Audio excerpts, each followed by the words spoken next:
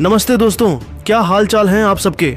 आज हम बात करने जा रहे हैं एशिया कप 2025 के लिए भारतीय T20 टीम के ऐलान के बारे में, जो 9 सितंबर से संयुक्त अरब अमीरात में शुरू होने जा रहा है। जी हां दोस्तों, भारतीय क्रिकेट कंट्रोल बोर्ड BCCI ने इस T20 टूर्नामेंट के लिए 16 सदस्यीय स्क्वाड की घोषणा कर दी है और इस बार स्क्वाड में कुछ ऐसे नाम शामिल हैं जिन्हें देखकर विपक्षी टीमें थर थर कांपने वाली हैं। खास तौर पर इंग्लैंड के खिलाफ टेस्ट सीरीज में धमाल मचाने वाले साई सुदर्शन और यशस्वी जायसवाल को ओपनिंग की जिम्मेदारी दी जा सकती है, जबकि सूर्य कुमार यादव इस युवा और अनुभवी स्क्वाड की कप्तानी करेंगे। लेकिन इस टूर्नामेंट में सबकी नजरें 14 सितंबर को दुबई में होने वाले भारत पाकिस्तान के महामुकाबले पर टिकी हैं। तो आखिर इस स्क्वाड में कौन कौन से खिलाड़ी शामिल हैं, भारत का पहला मैच कब और किसके खिलाफ होगा, और क्या सूर्य कुमार यादव फिट होकर मैदान पर वापसी करेंगे, पूरी जानकारी हम आपको बताने जा रहे हैं। लेकिन उससे पहले आप हमें कमेंट में जरूर बताइए कि क्या भारत इस बार सूर्य कुमार यादव की कप्तानी में एशिया कप का खिताब जीत पाएगा और क्या भारत को पाकिस्तान के खिलाफ मैच खेलना चाहिए या नहीं। दोस्तों, जैसा कि आप सभी जानते हैं कि भारतीय क्रिकेट टीम ने हाल ही में इंग्लैंड के खिलाफ 5 मैचों की टेस्ट सीरीज खेली थी, जो 2-2 से ड्रॉ रही थी। सीरीज में कप्तान शुभमन गिल और युवा बल्लेबाज साई सुदर्शन ने शानदार प्रदर्शन किया था। साई सुदर्शन ने अपने डेब्यू टेस्ट में ही अपनी तकनीक और आक्रामकता से सभी को प्रभावित किया था। अब टेस्ट सीरीज खत्म होने के बाद भारत का ध्यान पूरी तरह से एशिया कप 2025 पर है, जो T20 फॉर्मेट में खेला जाएगा। टूर्नामेंट के लिए BCCI की सीनियर पुरुष चयन समिति के चेयरमैन अजित आगरकर ने एक ऐसी स्क्वाड तैयार की है जो मैदान पर आग उगलने के लिए तैयार है। आगरकर ने एक प्रेस कॉन्फ्रेंस में कहा, एशिया कप हमारे लिए एक बड़ा मौका है। हमने एक ऐसी टीम चुनी है जिसमें युवा जोश और अनुभव का शानदार मेल है। मैं और सूर्या मिलकर इस स्क्वाड को तैयार कर रहे हैं और मैं देशवासियों को भरोसा दिलाता हूं कि हम इस टूर्नामेंट में अपना सर्वश्रेष्ठ देंगे। दोस्तों, अजित आगरकर द्वारा घोषित की गई संभावित प्लेइंग 11 में साई सुदर्शन और यशस्वी जायसवाल ओपनिंग करते दिखाई देंगे। मिडिल ऑर्डर में सूर्य कुमार यादव, शुभमन गिल और श्रेयस अय्यर जैसे खिलाड़ी पारी को संभालेंगे। विकेट कीपर के तौर पर संजू सैमसन को मौका मिला है। ऑलराउंडर के रूप में हार्दिक पांड्या, अक्षर पटेल और वॉशिंगटन सुंदर को शामिल किया गया है। गेंदबाजी की बात करें तो तेज गेंदबाजी की जिम्मेदारी अर्शदीप सिंह और मोहम्मद सिराज संभालेंगे, जबकि स्पिन गेंदबाजी के लिए कुलदीप यादव और वरुण चक्रवर्ती को चुना गया है। आपको बता दें, एशिया कप 2025 का आयोजन 9 सितंबर से 28 सितंबर तक UAE के दुबई और अबू धाबी में होगा। इस टूर्नामेंट में कुल 8 टीमें हिस्सा लेंगी, जिन्हें 2 ग्रुप में बांटा गया है। ग्रुप A में भारत, पाकिस्तान, UAE और ओमान शामिल हैं, जबकि ग्रुप B में श्रीलंका, बांग्लादेश, अफगानिस्तान और हांगकांग की टीमें हैं। प्रत्येक ग्रुप से शीर्ष 2 टीमें सुपर 4 चरण में पहुंचेंगी और वहां से शीर्ष 2 टीमें 28 सितंबर को दुबई इंटरनेशनल क्रिकेट स्टेडियम में फाइनल खेलेंगी।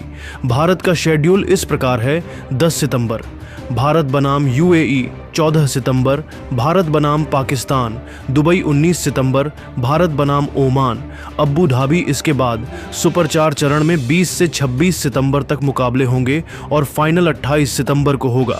भारत और पाकिस्तान के बीच ग्रुप चरण के बाद सुपर 4 और फाइनल में भी मुकाबले की संभावना है, जो इस टूर्नामेंट को और भी रोमांचक बनाता है। भारत और पाकिस्तान के बीच क्रिकेट मुकाबला हमेशा से क्रिकेट जगत की सबसे बड़ी राइवलरी रहा है। 14 सितंबर को दुबई में होने वाला यह मैच न केवल एशिया कप का सबसे चर्चित मुकाबला होगा, बल्कि दोनों देशों के प्रशंसकों के लिए एक भावनात्मक रोलर कोस्टर भी होगा।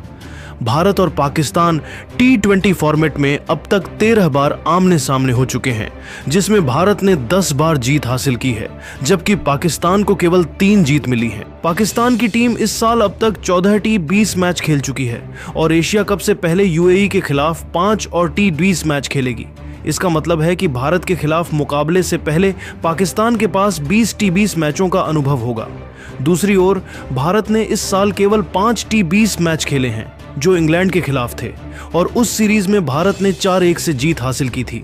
इस अनुभव के अंतर के बावजूद भारत की मजबूत बल्लेबाजी और संतुलित गेंदबाजी उन्हें इस मुकाबले में फेवरेट बनाती है।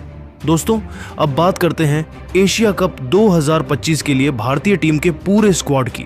इस स्क्वाड में कई अनुभवी खिलाड़ियों की वापसी और कुछ नए चेहरों का शामिल होना इस टूर्नामेंट को और भी रोमांचक बना रहा है। सबसे पहले बात करते हैं सलामी बल्लेबाज साई सुदर्शन की। साई ने आईपीएल 2025 में ऑरेंज कैप जीतकर सभी का ध्यान खींचा था।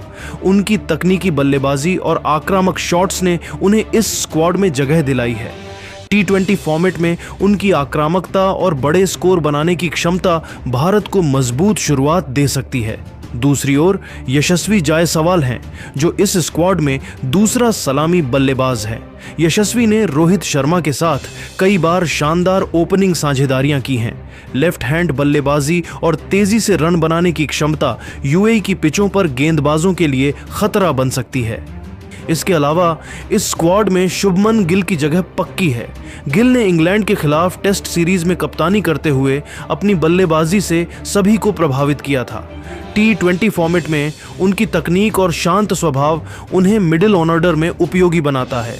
वह नंबर 3 पर बल्लेबाजी करते हुए पारी को स्थिरता दे सकते हैं। उनकी फील्डिंग भी शानदार है और वह स्लिप्स या कवर में बेहतरीन योगदान देते हैं। चौथे नंबर पर सूर्य कुमार यादव हैं, जो इस स्क्वाड के कप्तान भी हैं। सूर्या की 360 डिग्री बल्लेबाजी और दबाव में शानदार प्रदर्शन करने की क्षमता उन्हें इस स्क्वाड का सबसे बड़ा हथियार बनाती है। हाल ही में हर्निया सर्जरी से उबरने के बाद वह एनसीए में रिहैबिलिटेशन कर रहे हैं और उनकी फिटनेस इस टूर्नामेंट के लिए अहम होगी। सूर्या की कप्तानी में भारत ने कई T20 सीरीज जीती हैं और वह इस बार भी अपनी रणनीति से विपक्षी टीमों को परेशान करेंगे। 5वें नंबर पर संजू सैमसन को जगह मिली है। संजू एक विस्फोटक बल्लेबाज और चुस्त विकेटकीपर हैं। उन्होंने 2024 में T20 में शानदार प्रदर्शन किया था और आईपीएल 2025 में भी उनकी बल्लेबाजी ने सभी को प्रभावित किया। उनकी आक्रामकता और विकेटकीपिंग में चुस्ती इस स्क्वाड को लचीलापन देती है। संजू मिडिल ऑर्डर में तेजी से रन बनाने और पारी को फिनिश करने में माहिर हैं। 6ठे नंबर पर श्रेयस अय्यर को शामिल किया गया है। श्रेयस मिडिल ऑर्डर के भरोसेमंद बल्लेबाज हैं। आईपीएल 2025 में उनकी धमाकेदार बल्लेबाजी ने चयनकर्ताओं को प्रभावित किया था। स्पिन गेंदबाजी के खिलाफ उनकी क्षमता यूएई की पिचों पर भारत के लिए फायदेमंद होगी। उनकी फील्डिंग भी औसत से बेहतर है, जो टीम के लिए बोनस है। 7वें नंबर पर तिलक वर्मा का नाम है। तिलक एक युवा और आक्रामक बल्लेबाज हैं, जो मिडिल ऑर्डर में तेजी से रन बना सकते हैं। उनकी बल्लेबाजी में लचीलापन और बड़े शॉट्स खेलने की क्षमता इस स्क्वाड को गहराई देती है। 8वें नंबर पर रिंकू सिंह को जगह मिली है।